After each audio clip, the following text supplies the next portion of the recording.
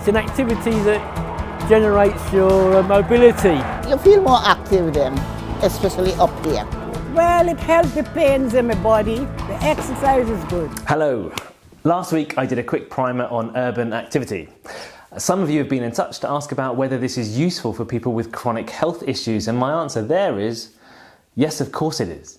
Urban gyms, for example, are designed with older people in mind, and any environment which encourages you to be part of it, even if it just entices you to come outside for lunch, is doing its job.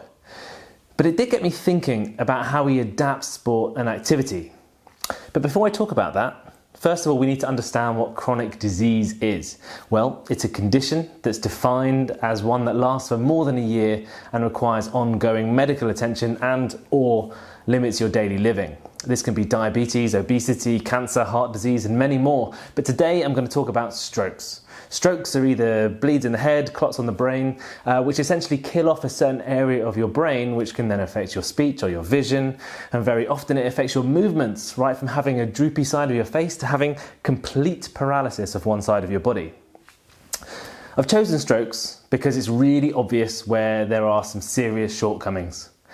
We had to try and help you out after you've had one because we need to try and stop you having another one or losing more of your individuality, which not only affects you, but it will also affect the state because it costs a lot more.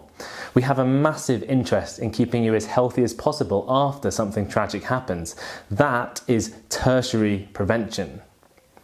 Now, neurorehabilitation is pretty poor in this country, and it's probably pretty poor in every country. It's not because we don't want to do it or we don't want to help, it's because the very nature of chronic disease means that after a short stint of one-on-one help from your doctors and other therapists, you'll be back in the community where you rely on volunteers, on community practitioners who work with groups or with your family. Sometimes you don't even have a family. The knowledge drops off. Tailored approach to you personally drops off, and motivation drops off as well. All strategies at the moment point towards the onus going forward being with community organisations, that is to say charities, support groups and sports organisations. So this is something I look to tackle. As a doctor and as someone who runs a national governing body in sport, I see the issue from both sides. So let me talk to you briefly about what I did, not because I want to big up Wallball, which is great, but because I want to help others realise what they can do. So if you don't know what Wallball is, it's this. And if you've had a stroke, you can't do this. So what do? Well, let's break it down into its component parts. And you can do this for any sport: tennis, football, ice skating, rock climbing, Quidditch, whatever.